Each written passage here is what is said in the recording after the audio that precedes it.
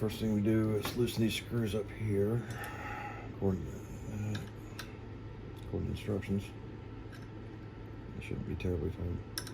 I've had FDM printers for about 8 years, and I've never, ever used one of these before. I know the basic concept of how they work, but I don't know anything about them, so we're just gonna learn as we go here.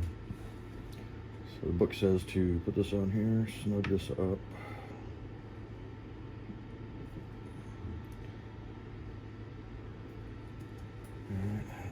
Remove the tray.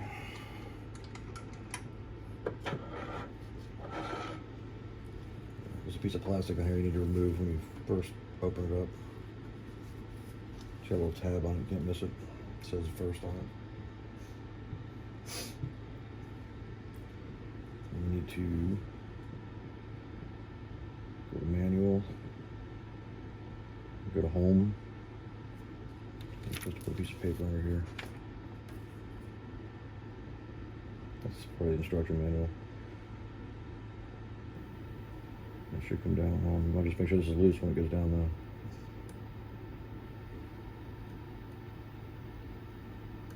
It's a pretty well made machine. I just got it today, and I mean literally just got it today, so I don't know anything about it other than the basic concept of how it works. And that's still not 100%.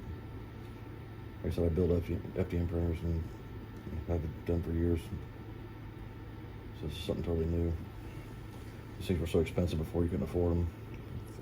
$3,000 or $4,000 for a personal 3D printer is a little much.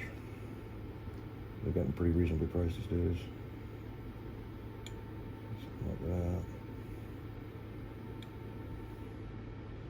that. Okay, and it says to hold this in the center. With one hand and tighten it with the other hand. So hold down on that. And let's snug that a little bit. Snug this. You don't need to get carried away tightening these down either.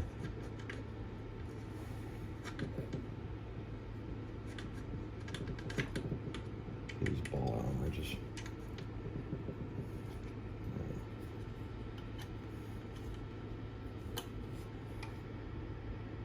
I'm just putting one finger of pressure on here.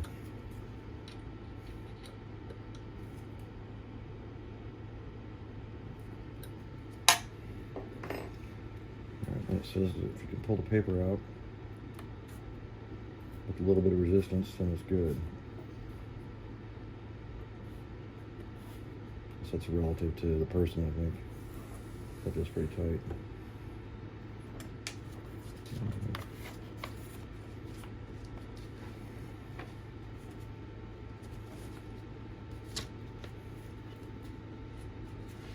Like that, look feel even.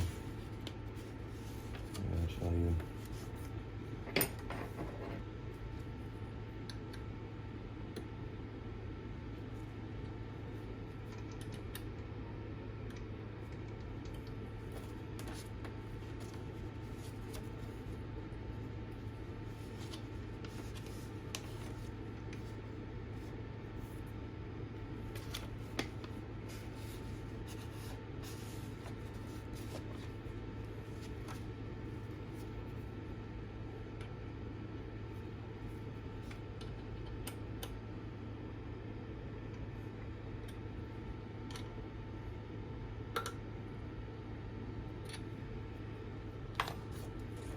It came with all these tools too, and some spare parts, which is nice. And now the box was pretty cut and dry. Not like the old days where you got to assemble a thing for 3 weeks. Or the real old days where you had to reverse engineer from a picture.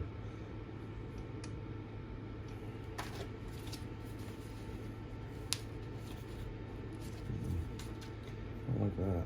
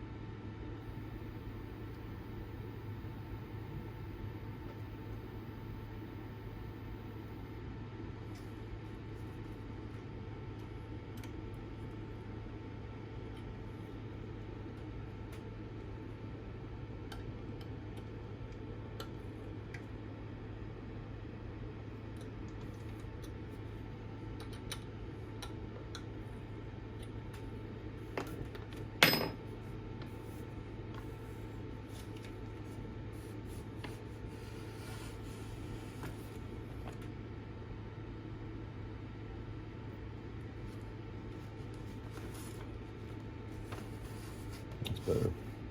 It's even. So you want to have a little bit of resistance, but not a lot. You want to be even too. That's the way it is on any 3D printer, but apparently it's more critical here. Make sure you peel the plastic off the inside of here.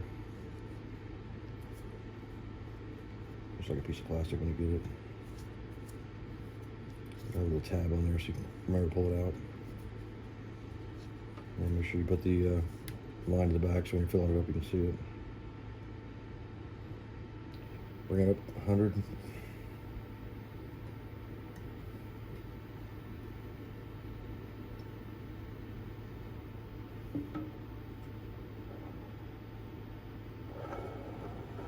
You'll feel it drop into place and it locks in.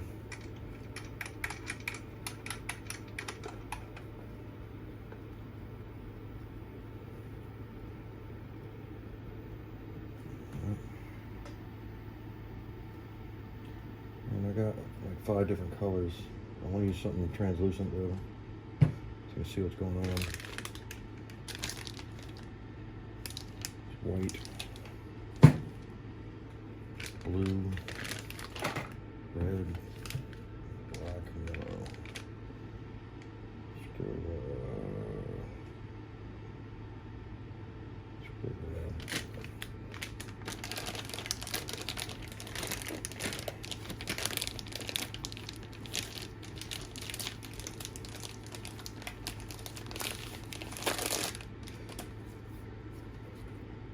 Shake the bottle. Wear gloves. It says a mask. I haven't smelled any fumes at all, so I don't know what everybody's flipping out about, but it's just different resins or whatever, but I can't, these have no smell to them so far.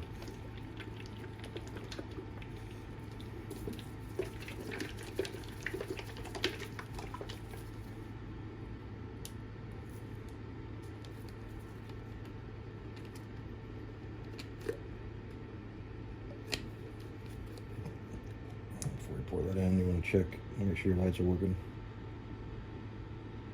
Do exposure. Hit next.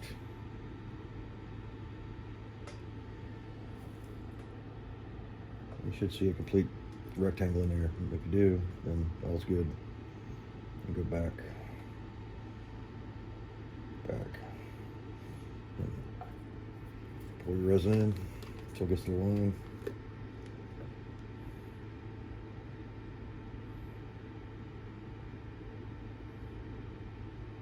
I said, I've never done this before, but it looks like it could be really cool.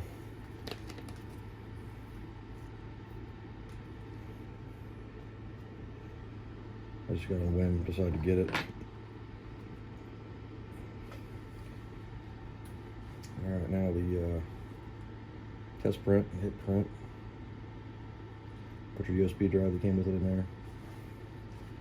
You go to your files, and there should be folder that says Rook STL. That's not the one you want. If you just look on the internet, people are having problems printing this because they're grabbing the wrong file. You want this one right here. It says Rook CP, I believe. It's red, it's hard to see, but it's a different file. The STL files are for when you put it in your slicer and then convert it into this file format. But they've got one already sliced for you right here, which is 2 Rooks, it looks like. So hit that.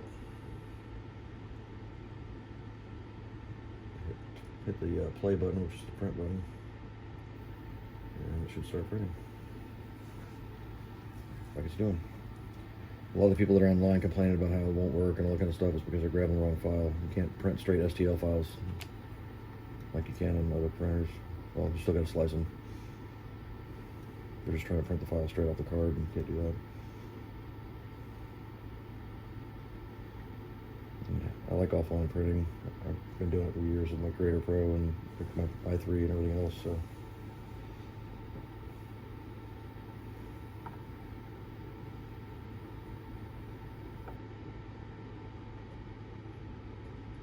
It's got a time on here. It says like 3 hours and 11 minutes. I don't know how true that is because I know that that machine over there can print this whole thing in probably an hour, 45 minutes. But actually, I think I might try to print one in there while this is printing and see what happens. Compare the 2 of them. Doesn't look like a really friendly file for an FDM printer though, because the way it's made. So I guess we'll keep an eye on this and come back in a couple hours and look at it. Like I said, I've never done this before. It's the first thing. The last part of the setup is to put this rubber gasket on the bottom of your top here cover. And like I said, I don't smell any fumes at all, and I don't know what kind of stuff they're using or something different, but I got the stuff that's made by, I guess you can pronounce it Elegoo or whatever it is. I got the same, their brand of resin, and I have not smelled the same thing. So, but I mean, the setup on this took me about, just minutes. So, all right, we'll get back to you in a little bit.